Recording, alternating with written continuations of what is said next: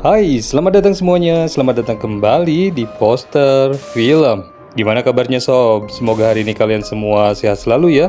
Banyak rezeki dan selalu dalam lindungan Allah Subhanahu wa Ta'ala. Sesuai requestan dari kalian, kali ini kita akan mengalur sebuah film bergenre horror thriller asal Amerika Serikat yang dirilis pada tahun 2022 berjudul Deer Camp 86.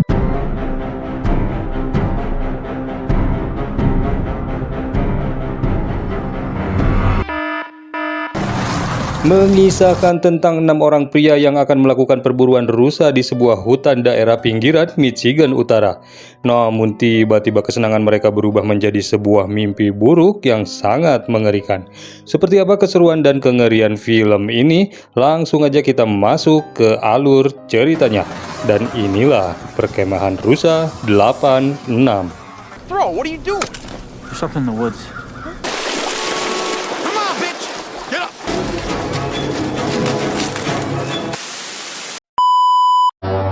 Film dimulai dengan sekelompok pria yang sedang dalam perjalanan menuju ke sebuah tempat berburu di daerah Michigan Utara. Mereka berencana akan berburu rusa di daerah tersebut dalam beberapa hari. Namun keberuntungan sepertinya berpihak pada mereka. Karena belum juga sampai di tempat berburu, mereka sudah mendapatkan satu ekor rusa yang tak sengaja tertabrak oleh mobil mereka. Kelompok pemburu ini berjumlah 6 orang. Yang pertama bernama GB yang sedang menyetir juga sekaligus sebagai pemilik mobil ini. Lalu di sebelahnya bernama Egbert. Ia adalah seorang pemula yang baru pertama kali ikut berburu. Sedangkan 3 orang yang duduk di belakang bernama Carlos, Wesley, dan Simon. Dan satu orang lagi yang sedang tidur di belakang bernama Buck. Singkat cerita, akhirnya mereka berhenti terlebih dahulu di sebuah tempat untuk beristirahat, sekaligus membersihkan noda darah rusa di kaca mobil. Namun saat itu tidak sengaja Buck melihat ada sebuah warung kopi yang masih buka. Tanpa pikir panjang, Buck dan Carlos langsung menuju ke sana. Sementara itu Wes dan Simon tidak setuju karena khawatir bisa terlalu malam sampai ke camp berburu. Namun akhirnya mereka pun tidak bisa berbuat apa-apa dan terpaksa ikut masuk ke dalam warung kopi itu. Three spike horns, beautiful. 375. Daddy is hungry. Di dalam mereka disambut oleh seorang pelayan wanita bernama Star Agache. Star adalah seorang wanita keturunan Indian yang bekerja di warung kopi itu. Wes terus memperhatikan Star dan sepertinya ia tertarik kepada wanita Indian ini. Friends. Stop staring, Wes. You're embarrassing us in front of the Well, hey boys. Wes berusaha berkenalan dengan Star, namun tiba-tiba muncul seorang pria lokal, kita sebut saja Jono. Jono meminta minuman kepada Star sambil mengejeknya. Jono mengatakan orang Indian selalu memberikan nama-nama aneh kepada anaknya. Namun ketika Star mengejek balik kepada Jono, ia menjadi marah. Wes yang ada di sebelahnya tentu saja segera melerai dan menahan Jono agar tidak melakukan kekerasan. What the hell you say, Lee? Hey, take your hands off her, man. And I thought chivalry was dead. Perfect. Ketika para pengunjung sedang menikmati hidangan, Star sebagai anak suku Indian asli mencoba mengingatkan kepada para pemburu itu agar menghormati tanah leluhurnya dan meminta kepada para pemburu agar berburu secukupnya saja. Respect the great spirit and harvest only what you need. Wes saat itu mencoba bertanya kepada Star tentang lokasi pondok yang akan mereka tuju. Wes mengatakan bahwa mereka berencana akan menginap beberapa hari di sana. Dan alhamdulillahnya ternyata Star mengetahui lokasi itu. Ia pun memberitahu jalan yang harus dilalui oleh Wes dan teman-temannya. Saat itu Wes memperhatikan kalung yang dipakai oleh Star. Star pun menjelaskan bahwa kalung itu adalah jimat dari leluhurnya yang terbuat dari tulang rusa. Namun tiba-tiba Jono kembali berulah dan menantang Wes dan teman-temannya sampai pada akhirnya perkelahian pun terjadi. Wants to end up in the county jail.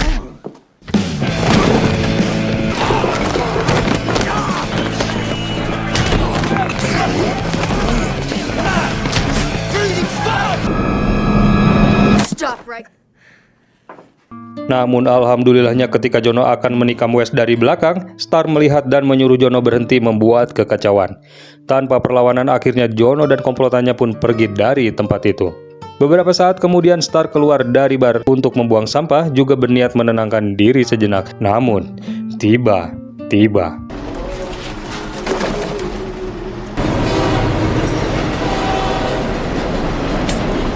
Make a sound and I'll cut.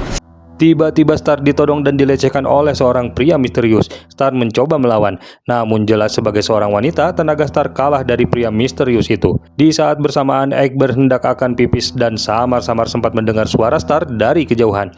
Namun ia tidak ambil pusing dan pergi dari sana. Sedangkan di sisi lain, pria misterius itu terus menyerang Star sampai pada akhirnya Star pun tewas ditikam di kepalanya oleh pria misterius itu.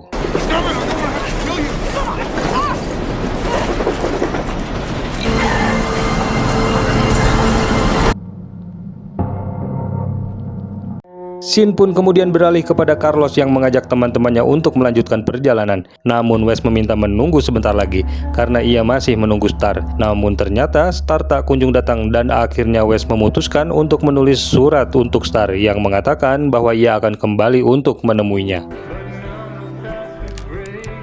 Found him on the shitter. You wait for him? Ketika akan pergi, Gibi melihat kaca mobilnya ternyata sudah pecah dan menyangka itu adalah pasti ulah Jono dan komplotannya. Namun tanpa pikir panjang, akhirnya mereka pun melanjutkan perjalanan menuju sebuah pondok yang berada di tengah hutan. My first time at winter wheat fields. Your ass a sandwich. Hey. Singkat cerita, akhirnya mereka sampai di pondok tua yang berada di tengah hutan daerah Michigan Utara, yang merupakan surganya bagi para pemburu rusa. Mereka terlihat sangat bersemangat dan tidak mempedulikan dengan banyaknya berita tentang para pemburu yang menghilang di hutan tersebut.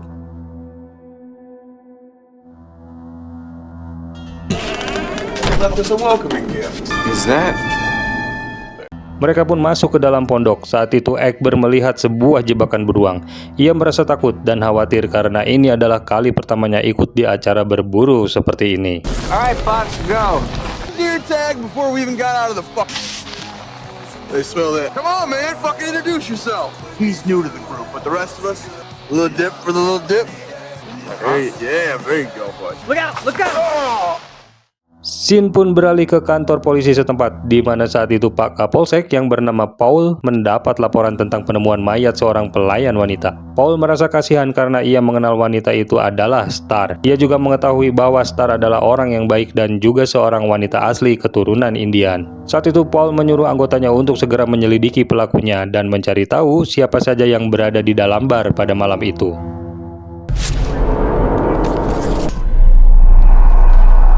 I just got off the phone with Star's mom. Namun di sisi lain, kematian Star membuat Paul khawatir karena berdasarkan pengalaman sebelum-sebelumnya, bila ada warga lokal keturunan yang tewas dibunuh selalu disusul oleh kematian yang lebih banyak seperti yang pernah terjadi belum lama ini, dimana ketika ada seorang warga yang tewas dibunuh kemudian disusul dengan ditemukannya sekelompok pemburu yang tewas dengan kondisi yang sangat mengenaskan. Singkat cerita, akhirnya seorang anggota datang melaporkan kondisi di TKP lalu menunjukkan sebuah catatan yang ditujukan untuk Star yang berisi pesan bahwa ia akan kembali ke bar setelah selesai melakukan perburuan.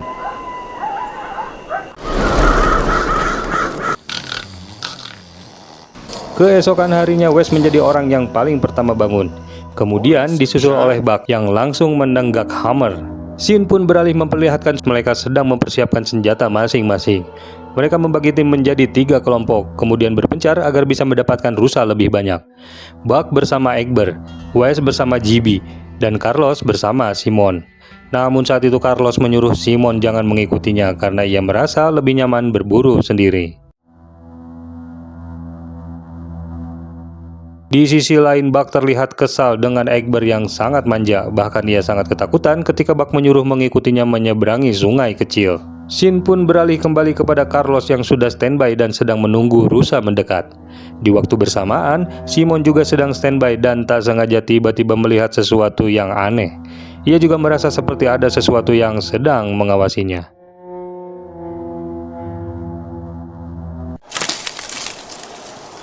Di sisi lain, Carlos terlihat sedang membidik seekor rusa. Namun tiba-tiba terdengar suara klakson mobil dari pondok. Dengan kesal akhirnya mereka bergegas menuju pondok untuk mencari tahu siapa yang membunyikan klakson. Dan ternyata itu adalah ulah Pak Polisi Paul yang berniat akan menginterogasi mereka terkait kasus kematian Star. Mendengar kabar itu tentu saja Wes terkejut mendengar penjelasan Paul mengenai kabar tewasnya seorang pelayan wanita yang bernama Star. This you? I was planning on it. Yeah, I mean, she kicked them out with a shotgun pointed at their ass. Pieces of shit and see if they know anything. Setelah mengetahui kabar tentang kematian Star, mereka lalu pergi ke sebuah ladang untuk menguji kemampuan menembak masing-masing, sekaligus memberikan penghormatan terakhir kepada Star. Namun tiba-tiba Wes melihat ada sesuatu yang bergerak di balik pepohonan. Guys, I'm super. Singkat cerita, akhirnya mereka pun kembali melanjutkan perburuan. Mereka berpencar sesuai formasi sebelumnya, yaitu Simon dan Carlos, Buck dan Egbert, lalu yang terakhir adalah Wes dan GB.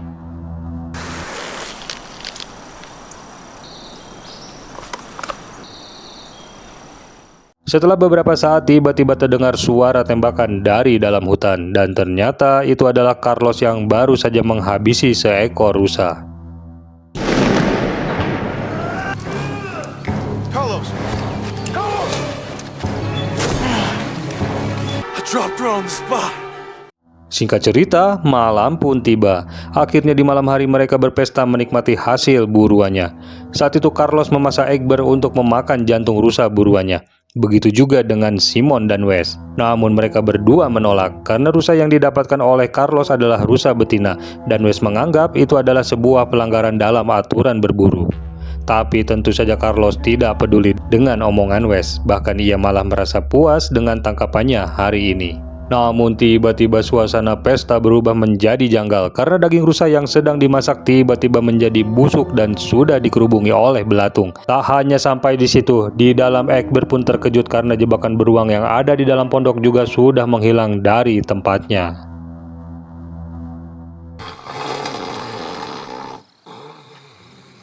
Go, bro, I'm teabagging you. Singkat cerita, akhirnya mereka semua tertidur.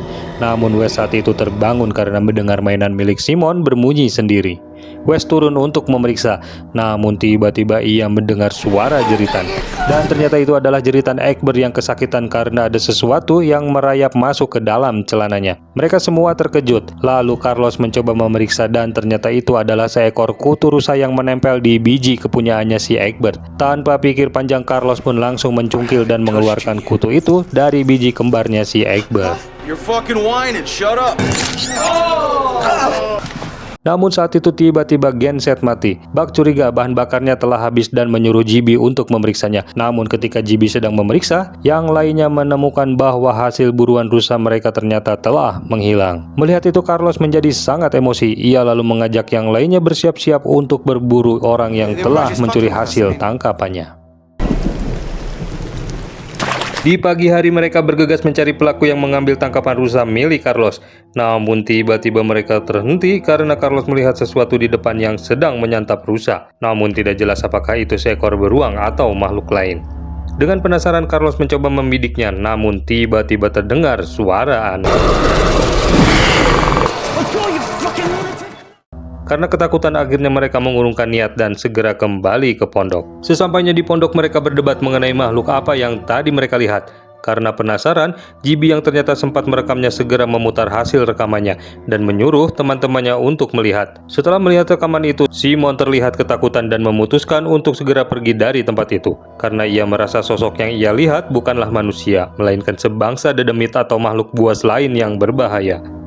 Saat itu Simon berusaha mengajak Wes untuk pergi, namun Wes tidak mau karena ia merasa hal ini ada kaitannya dengan kematian Star dan ingin mengetahui apa yang sebenarnya terjadi. Mendengar perkataan Wes, Simon pun akhirnya pergi sendirian dan meninggalkan kelompoknya. Sementara itu, Carlos dan yang lainnya masih berdebat tentang makhluk yang mereka lihat di hutan. Namun tiba-tiba entah berasal dari mana sebuah anak panah langsung menancap tepat di bahu Carlos. Mereka semua terkejut dan segera berlari masuk ke dalam pondok. Saat itu Carlos meminta Buck untuk mengeluarkan anak panah itu. Buck lalu mendorong anak panah sampai tembus ke bagian belakang tubuh Carlos, dan tiba-tiba mereka mendengar sesuatu di luar. Carlos berusaha mengejar, diikuti oleh yang lainnya, sedangkan Egbert yang paling belakang diminta untuk mengambil stok peluru di dalam. Namun ternyata mereka kehilangan jejak dari sosok itu. Tiba-tiba sesuatu menarik tubuh Egbert dengan sangat cepat. We're coming, buddy! Is he okay? Mereka segera mengejarnya, namun jejak Egbert tidak terlihat. Sampai pada akhirnya, Wes melihat sesuatu dan memberitahu yang lainnya. Mereka berusaha mendekat, dan ternyata itu adalah tubuh Egbert yang terikat di antara ranting pohon. Ketika melihat lebih dekat, betapa terkejutnya mereka melihat tubuh Egbert ternyata sudah tewas dalam kondisi yang sangat mengenaskan.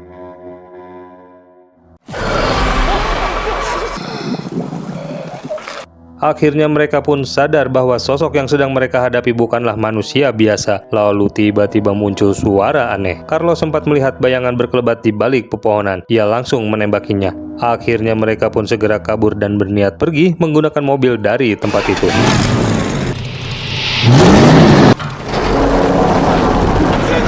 Namun tak disangka ketika akan menuju mobil, ternyata mobil malah hidup dengan sendirinya. Mobil itu pun bergerak sendiri sampai akhirnya terbalik ke dalam jurang.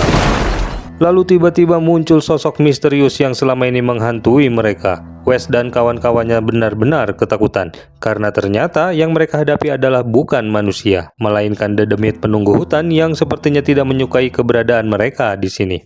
Mereka pun masuk ke dalam pondok, namun ternyata stok peluru mereka habis. Mereka pun mencoba bertahan dengan membuat jebakan listrik menggunakan jaring kawat. Buck pun memberanikan diri keluar untuk menyambungkan listrik dari generator yang ada di dalam gudang.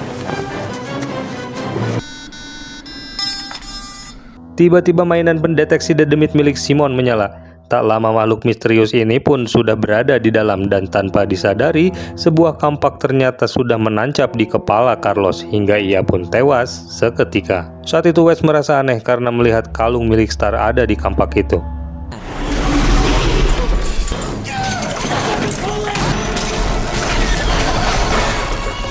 Mereka lalu kabur ke dalam hutan, namun di sisi lain ternyata makhluk ini telah mengambil jantung Carlos dan menggantung tubuhnya di pepohonan. Saat sedang kabur, GB menghajar Buck hingga terjatuh dan menjadikan Buck sebagai umpan untuk mengalihkan perhatian makhluk itu. Dan akhirnya Buck pun tertangkap dan dihabisi oleh makhluk penunggu hutan itu. Sementara itu Wes mengajak GB untuk kabur melintasi danau menggunakan perahu, berharap makhluk itu tidak mengejarnya. Namun ternyata makhluk itu tetap mengejar, dan perahu yang mereka gunakan tiba-tiba berputar. GB berhasil kabur dan kembali ke darat. Namun si makhluk itu muncul dari air dan mendekat ke arah GB. Makhluk itu akhirnya membuka topengnya dan ternyata makhluk itu adalah Star yang menuntut balas atas kematiannya. GB tak percaya dengan apa yang dilihatnya karena ternyata pelaku sebenarnya yang telah menghabisi Star adalah GB. Bahkan ia merusak mobilnya sendiri agar orang-orang menganggap pelakunya adalah komplotan Johnny. Akhirnya tiba saatnya si penunggu hutan yang menyerupai Star ini pun membalaskan dendamnya. GB pun akhirnya tewas dengan cara yang sama seperti yang ia lakukan kepada Star. Tak lama kemudian Wes pun datang dan terkejut dengan apa yang dilihatnya. Makhluk ini pun mendekat, namun ia bisa merasakan kebaikan pada diri Wes dan membiarkannya tetap hidup.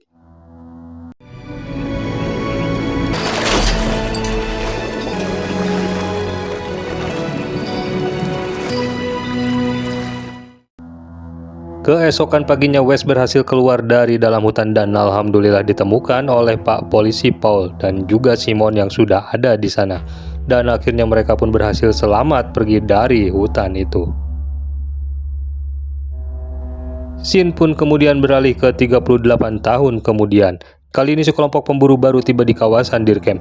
Sama halnya dengan kelompok Wes, mereka pun mampir di warung kopi yang sama. Dan siapa sangka ternyata Star kembali hidup. Ia adalah jelmaan roh penjaga hutan yang selalu menghukum para pemburu yang tidak bertanggung jawab. Film pun selesai. But if I lay down